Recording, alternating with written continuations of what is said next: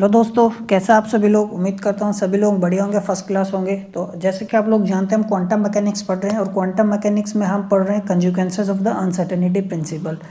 तो इस टॉपिक को हम ऑलरेडी 50-60% ऑलरेडी कवर कर चुके हैं। तो इस टॉपिक में हमने पढ़ा था the path of an object, ठीक है ना। एक क्वांटम पार्टिकल का पाथ क्या होता है यूजिंग अनसर्टेनिटी प्रिंसिपल। फिर हमने 0 पॉइंट एनर्जी निकाली एक ऑसिलेटर की क्वांटम अनसर्टेनिटी प्रिंसिपल की मदद से।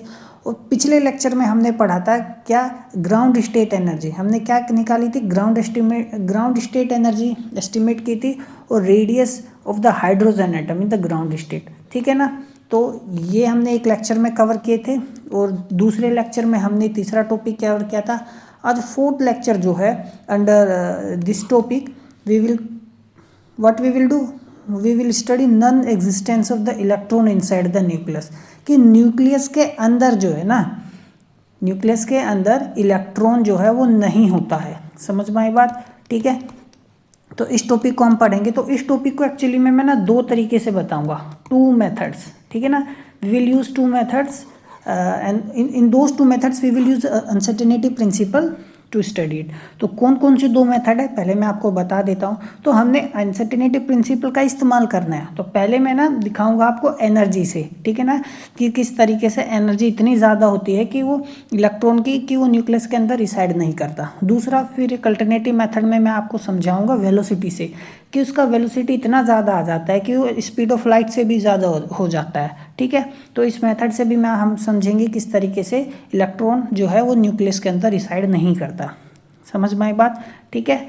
तो बिना समय गंवाए आइए स्टार्ट करते हैं।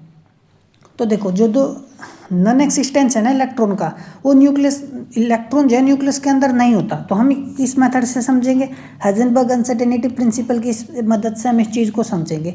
एक्चुअली में ये चीज़ मतलब ये दिमाग में आए क्यों हमारे, कि भाई देखते हैं कि इलेक्ट्रॉन के न्यूक्लियस के अंदर है या नहीं है। एक्चुअली में क्या हुआ, देखो जो बीटा डीके था, बीटा डीके, ठीक है ना।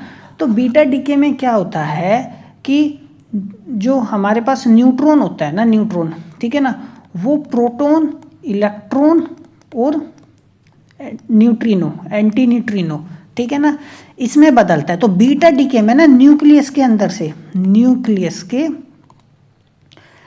से ये चीज़ निकलती, क्या क्या निकलता है, न्यूट्रॉन जो है ना न्यूक्लियस के अंदर होता है और प्रोटॉन भी न्यूक्लियस के अंदर होता है, ये हम सभी जानते। न्यूक्लियस के अंदर क्या क्या होता है, न्यूट्रॉन होता है, प्रोटॉन होता है, ये हम भली भांति जानते हैं। तो बीटा डीके में क्या होता है, क्या क्या रिलीज होता है, प्रोटॉन, इलेक्ट्रॉन और क्या, एंटी न्यूट्रिनो। तो प्रोटॉन तो न्यूक्लियस के अंदर ही रह जाता है। तो न्यूक्लियस के अंदर से क्या क्या निकलता है, इलेक्ट्रॉन निकलता है और एंटी न्यूट्रिनो निकलता है। तो ये जब ये तो अंदर ही रह गया during this nuclear reaction. Neutron किस में बदलता है, प्रोटॉन में, इलेक्ट्रॉन में और एंटी न्यूट्रिनो में। तो ये तो अंदर ही रह जाता है, ये 2 बाहर निकल जाते हैं। तो दिमाग में लगा कि क्या ये जब न्यूक्लियस के अंदर से निकल रहे हैं, क्या ये न्यूक्लियस के अंदर होते हैं, ठीक है ना। अब जैसे ये तो पहले जानते थे कि जो न्यूक्लियस है उसके चारों तरफ क्या होते हैं, इलेक्ट्रॉन होते हैं। फिर दिमाग में थोड़ी सी हमारे लोकल लैंग्वेज में को खुजली हुई दिमाग में कि क्या ये इलेक्ट्रॉन जो है न्यूक्लियस के अंदर भी होते हैं, जो न्यूक्लियस के अंदर से निकल रहे हैं। तो इस चीज़ को समझते हैं, ठीक है। हम किसकी मदद से समझेंगे, हाइजेनबर्ग अनसर्टेनिटी प्रिंसिपल की मदद से समझेंगे, ठीक है।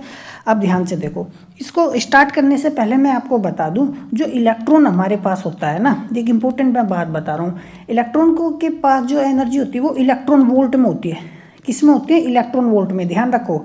और जो न्यूक्लियस के अंदर जो एनर्जी होती है ना किसी भी पार्टिकल की, यदि कोई पार्टिकल न्यूक्लियस के अंदर है तो उसके अंदर होने के लिए अंदर उसमें उसके पास कितना एनर्जी होना चाहिए, मेगा इलेक्ट्रॉन वोल्ट में एनर्जी होना चाहिए।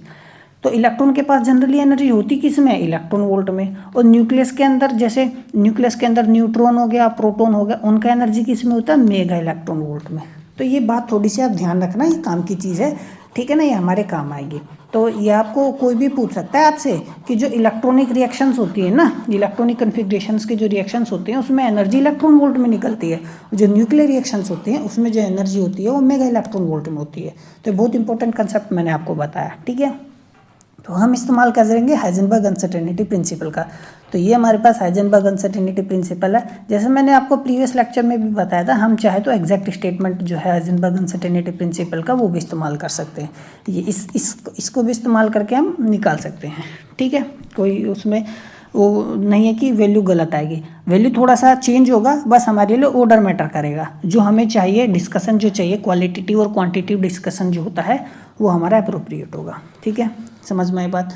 ये जानते हैं डेल एक्स क्या अनसर्टेनिटी पोजीशन है और डेल पी क्या है अनसर्टेनिटी इन मोमेंटम, और एच कट क्या है प्लैंक कांस्टेंट है, रिड्यूस्ड प्लैंक कांस्टेंट। अब देखो हमने क्या समझना है कि क्या न्यूक्लियस के अंदर जो ये न्यूक्लियस है ना, ये न्यूक्लियस हो गया, ये क्या न्यूक्लियस, क्या इसके अंदर जो न्यूट्रॉन प्रोटॉन है क्या इलेक्ट्रॉन भी है? तो मान के चलो यदि इलेक्ट्रॉन है, एज्यूम कर लो, क्या एज्यूम कर लिया कि इलेक्ट्रॉन है, किसके अंदर इलेक्ट्रॉन कहाँ है? न्यूक्लियस के अंदर। तो यदि हम एज्यूम करें इलेक्ट्रॉन जो है कहाँ है, कन्फाइंड है विद इन द न्यूक्लियस, ठीक है, तो जो अनसर्टेनिटी होगी ना इसकी पोजीशन में वो approximately equal to the nuclear radius है ना। मान लो न्यूक्लियर रेडियस, ये न्यूक्लियस का मैं रेडियस एज्यूम कर लूँ डेल आर, तो न्यूक्लियस का जो रेडियस होता है ना वो अप्रोक्सीमेटली कितना होता है, वो 10⁻⁻15 मीटर होता है, या मैं कहूँ 10⁻⁻15 का मीटर 1 फर्मी मीटर होता है। समझ में आया? तो अनसर्टेनिटी भी तो इतनी होगी। समझ में आया मैं कहना क्या चाह रहा हूँ? तो डेल एक्स अप्रोक्सीमेटली किसके इक्वल होगा, 10⁻⁻15 के न्यूक्लियर रेडियस होगी। आप काफ़ी बुक्स में देखोगे ना अनसर्टेनिटी को डायमीटर लेगा, वो ऐसे लिखेगा है ना, वो लिखेगा 2 × 10⁻⁻15। देखो मैंने ऑर्डर लिया एक्चुअली में ना, मैंने एग्जैक्ट वैल्यू तो ली नहीं कि भाई रेडियस जो होगी वो 5 × 10⁻⁵15 मीटर होगी, मैंने सिर्फ 10⁻⁻15 लिखा है। ऑर्डर हमने लिया है कि जो न्यूक्लियर रेडियस होती है 10⁻⁻15 मीटर की होती है। काफ़ी बुक्स में आप डायमीटर ले लेते हैं, 2 गुना कर देते हैं ना, तो इसको लिखेंगे वो 2 × 10⁻⁻15 मीटर। तो उससे कोई फ़र्क नहीं पड़ने वाला, आप रेडियस से भी हम अपना आंसर निकाल सकते हैं। समझ में आई बात? ठीक है, हम कम वैल्यू ले रहे हैं ताकि हम चाहे प्रिसाइजली हम देखें है ना, जितना प्रिसाइजली मेजर करेंगे उतना ही तो अच्छा होगा हमारे लिए, तो इसलिए कम वैल्यू लिया गया है ताकि हमारे पास जो है मिनिमम अनसर्टेनिटी हो। अब देखो, अब एस्टिमेशन यदि हम बात करें मोमेंटम में, तो हाइजेनबर्ग अनसर्टेनिटी आएगा, डेल एक्स डिनोमिनेटर में चला गया, अनसर्टेनिटी पोजीशन में ही होती है।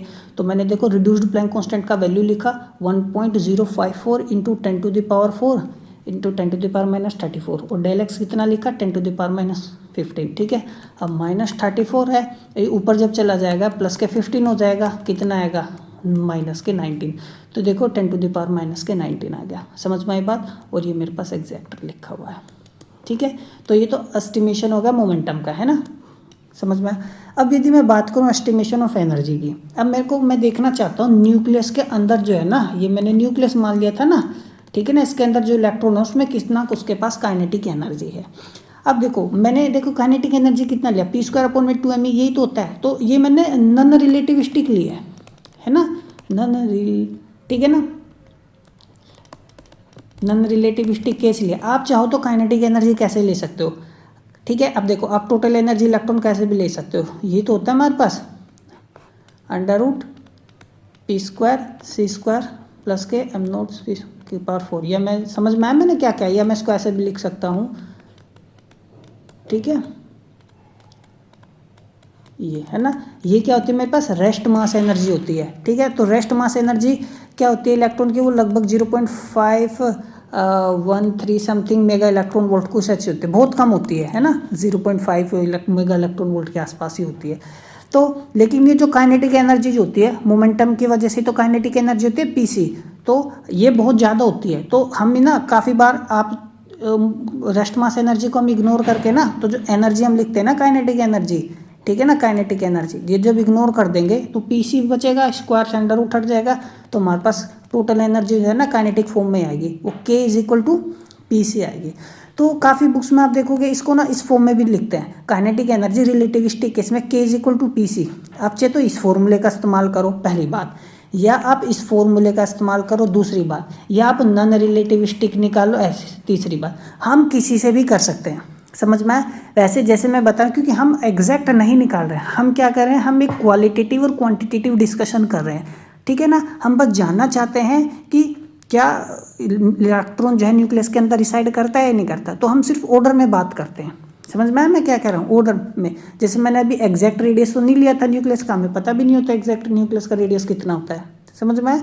तो ऑर्डर में, क्योंकि क्वांटम फिजिक्स में हमें एग्जैक्ट प्रिसाइज मेजरमेंट पता नहीं होता, ठीक है ना। मैंने इसके बारे में कई बार मैं बार आप पिछले 3-4 वीडियो देखो कंटिन्यूस, मैंने इस पर order of magnitude of the order पे मैंने बात किया है, ठीक है ना, कि हम किस तरीके से वैल्यू एस्टिमेट करते हैं। आप अनसर्टेनिटी प्रिंसिपल के जितने भी वीडियो लेक्चर्स हैं आप सभी देखो तो आपको चीज़ें समझ में आएगी, समझ में आया, ठीक है। तो देखो मैंने नॉन रिलेटिविस्टिक केस लिया, कोई दिक्कत नहीं है। अब देखो तो ये तो मेरे पास मोमेंटम आया था, हमने ऊपर निकाला था 1.054, तो देखो पी की जगह रखा, ऊपर से स्क्वायर लगाया 2, है ना, ये मेरे पास मल्टीप्लाई है 9.11 इंटू 10⁻31, ये मास हो गया इलेक्ट्रॉन का। अब देखो स्क्वायर करेंगे 1.054 का 1.11 समथिंग आएगा इंटू 10⁻19 का 10⁻38 हो गया। दो का मल्टीप्लाई करोगे इसमें 2 9 2 18 1.822 मेरे पास सिंपली आ गया, समझ में आया, इंटू 10⁻30, ठीक है ना। ये पॉइंट यहाँ होगा तो इसलिए -30 हो गया, 30 बनता है ना। अब देखो ये मैंने इक्वल टू तो नहीं लिखा क्योंकि मैं अप्रोक्सीमेट निकाल रहा हूँ, समझ में आया। तो इसको जब हम सोल्व करेंगे तो रफली मेरे पास देखो 6.1 इंटू 10⁻7 जूल आ जाएगी। अब मैंने किस में कन्वर्ट कर लिया, इलेक्ट्रॉन वोल्ट में। तो इलेक्ट्रॉन वोल्ट में कितना आया मेरे पास, हम जानते हैं 1 इलेक्ट्रॉन वोल्ट में कितना होता है 1.6 इंटू 10⁻19 जूल होता है ना। तो मेरे को उसको डिवाइड करना पड़ेगा इससे, ताकि मैं इलेक्ट्रॉन वोल्ट में निकाल सकूँ। देखो इसलिए 1.6 इंटू 10⁻19 से डिवाइड कर दिया जूल को, तो मेरे पास इलेक्ट्रॉन वोल्ट आ गया। तो ध्यान से देखो 3.8 इंटू 10⁸ इलेक्ट्रॉन वोल्ट ही तो है। यदि मैं इसको ऐसे लिख लूँ 380 इंटू 10⁶ इलेक्ट्रॉन वोल्ट, समझ में आया, और ये मेरे पास मेगा होता है, तो 380 मेगा इलेक्ट्रॉन वोल्ट, समझ में आया मैंने क्या कहा। तो देखो 380 मेगा इलेक्ट्रॉन वोल्ट आया। अब यदि और दूसरा फॉर्मूला इस्तेमाल करो, यदि आप देखो काइनेटिक एनर्जी के इज इक्वल टू पीसी से निकालो ना, मोमेंटम और सी इज फ्लैट, इसमें लगभग 19 या 20 मेगा इलेक्ट्रॉन वोल्ट के आसपास आती है, ठीक है ना, समझ में आया। तो वो उससे कोई फ़र्क नहीं पड़ने वाला हमें, है ना। क्यों ऐसा मैं बोल रहा हूँ, अभी आप देखना ध्यान से। और जो एक और फॉर्मूला मैंने बताया था रिलेटिविस्टिक, उससे निकालेंगे तो 200 मेगा इलेक्ट्रॉन वोल्ट के आसपास समथिंग वैल्यू आती है। मैं ऐसा क्यों बोल रहा हूँ, ध्यान से देखो। अभी काइनेटिक एनर्जी हमारे पास कितनी है 380 मेगा इलेक्ट्रॉन वोल्ट, लेकिन जो एक्सपेरिमेंट से हमने मेजर किया है ना, अब ध्यान से देखना, सुनना मेरी पूरी बात। पहला तो मैंने आपको बताया था जो इलेक्ट्रॉन होता है ना, इलेक्ट्रॉन होता है उसके पास एनर्जी होती है इलेक्ट्रॉन वोल्ट में, ठीक है। आई कितनी है, हमने माना न्यूक्लियस के अंदर ये दिया, आई कितनी 380 मेगा इलेक्ट्रॉन वोल्ट। तो इतनी तो होती नहीं, जब इतनी एनर्जी उसके पास होती नहीं तो वो न्यूक्लियस में भी नहीं होगा, समझ में आया। तो इस एक तो यहाँ से पता चलता है इलेक्ट्रॉन जो है न्यूक्लियस के अंदर हो ही नहीं सकता, क्योंकि उसके पास इतनी एनर्जी होती नहीं। एनर्जी किस में होती है, मात्र इलेक्ट्रॉन वोल्ट में ही होगी, 1 electron volt, 2 electron volt, 3 electron volt, ऐसे होती है। ये 380 मेगा इलेक्ट्रॉन वोल्ट है। देखो 1 मेगा इलेक्ट्रॉन का वोल्ट का मतलब कितना होगा 10⁶ इलेक्ट्रॉन वोल्ट। देखो कितना ज़्यादा हो गया, समझ में। अब कितना hardly 1 electron volt 2 electron volt energy होता है, ठीक है ना। या ज़्यादा से ज़्यादा आप देखोगे मतलब इलेक्ट्रॉन वोल्ट में मिलेगा 10 इलेक्ट्रॉन वोल्ट, 15 इलेक्ट्रॉन वोल्ट, ज़्यादा से ज़्यादा इसमें जाएगा, ठीक है। ये इलेक्ट्रॉन वोल्ट हो गया। तो यहाँ से हमने जाना मेगा इलेक्ट्रॉन वोल्ट में तो होती नहीं है ना। तो यदि मान लो ये इलेक्ट्रॉन वोल्ट में ये एनर्जी आ जाती तो सोचते भी ये इलेक्ट्रॉन का इतना एनर्जी होता है, और हमने जब न्यूक्लियस के अंदर देखा न्यूक्लियस के अंदर भी अप्रोक्सीमेटली उतना ही एनर्जी आ रहा है, तो हो सकता है न्यूक्लियस के अंदर इलेक्ट्रॉन हो। लेकिन हमने यहाँ क्या जाना, उसके पास तो मेगा इलेक्ट्रॉन वोल्ट में एनर्जी आ रहा है जबकि इतनी होती नहीं है, ठीक है। तो इलेक्ट्रॉन जो है न्यूक्लियस के अंदर रहेगा नहीं, पहला तो ये। दूसरा एक्सपेरिमेंट जो है ना ये भी शो करता है जो इलेक्ट्रॉन्स है ना जब बीटा डीके में निकलते हैं, है ना, मैंने आपको बताया था बीटा डीके में क्या होता है, न्यूट्रॉन जो होता है किस में बदलता है, प्रोटॉन में, इलेक्ट्रॉन में, और ये एंटी न्यूट्रिनो में, समझ में आया, ठीक है। तो जब वो निकलता है ना बीटा डीके, तो एक्सपेरिमेंटली देखा गया इस इलेक्ट्रॉन की एनर्जी मात्र 2 मेगा इलेक्ट्रॉन वोल्ट या 3 मेगा इलेक्ट्रॉन वोल्ट ही होते हैं, इससे ज़्यादा होती ही नहीं, समझ में आया। 2 मेगा इलेक्ट्रॉन वोल्ट हो गया, ज़्यादा से ज़्यादा 3 मेगा इलेक्ट्रॉन वोल्ट होगी जब ये न्यूक्लियस से निकलता है। ध्यान से समझो मैं क्या कह रहा हूँ, न्यूक्लियस से निकलने वाला। अच्छा, लेकिन ये जो हमने अभी अभी निकाला ये कितना आया 380 मेगा, तो ये तो बहुत ज़्यादा है ना। These energies are far smaller, ये जो एनर्जी है ना 2 मेगा इलेक्ट्रॉन वोल्ट, ये तो बहुत कम है इससे, अनसर्टेनिटी प्रिंसिपल से जो हमने निकाला। तो ये क्या कंक्लूजन करता है, electron can not be basic constituent of the nucleus. अच्छा, अब फिर ये इलेक्ट्रॉन आया कहाँ से? एक्चुअली में होता क्या, बीटा डीके में ना न्यूट्रॉन जो होता है वो न्यूक्लियस के अंदर बदलता है। न्यूक्लियस के अंदर जो है ना, न्यूक्लियस के अंदर इलेक्ट्रॉन नहीं होता। एक्चुअली में होता क्या, जो न्यूट्रॉन होता है ना वो प्रोटॉन में बदलता है। किसमें बदलता है? प्रोटॉन में बदलता है। अच्छा, इलेक्ट्रॉन में बदलता है एंटी न्यूट्रिनो में। तो जब वो इलेक्ट्रॉन में बदलता है ना तो इलेक्ट्रॉन अंदर नहीं रहता, वो तुरंत भाग जाएगा बाहर। समझ में आया?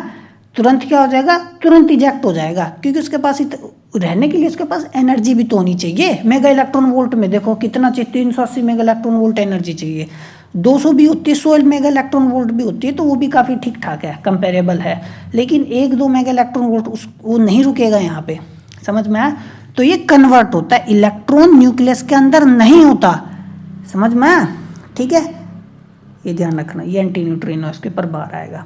तो जो इलेक्ट्रॉन है ना और न्यूट्रिनो, ये दोनों इलेक्ट्रॉन और न्यूट्रॉन ये इमीडिएटली इजेक्ट हो जाते हैं, तुरंत इजेक्ट हो जाते हैं आउट ऑफ द न्यूक्लियस। समझ में आया? और प्रोटॉन अंदर ही रहता है, ये वाला जो प्रोटॉन है। समझ में आया मैं क्या कह रहा हूँ? तो इलेक्ट्रॉन जो होता है न्यूक्लियस के अंदर होता ही नहीं है, पहली तो बात ये। तो एक मेथड तो हमारे पास ये, इससे हम जो समझ सकते हैं। दूसरा एक अल्टरनेटिव मेथड है, one of the simplest method. इसको देखो कैसे है, पहले वाले से भी आसान है। अब हाइजेनबर्ग अनसर्टेनिटी प्रिंसिपल क्या होता है, सिंपली हम जानते हैं। ये फॉर्मूला आप इससे भी करो, कोई फर्क नहीं पड़ने वाला, एच कट। समझ में आया? मैंने यहाँ पे H/2 लिया है, आप करके देख सकते हो। तो इलेक्ट्रॉन यदि हम मान के चले न्यूक्लियस के अंदर है, मान लो न्यूक्लियस के अंदर है, तो अनसर्टेनिटी पोजीशन में 10⁻⁻15 होगी। ये रफली रेडियस होती है न्यूक्लियस की, ठीक है। तो मोमेंटम में अनसर्टेनिटी कितनी आई?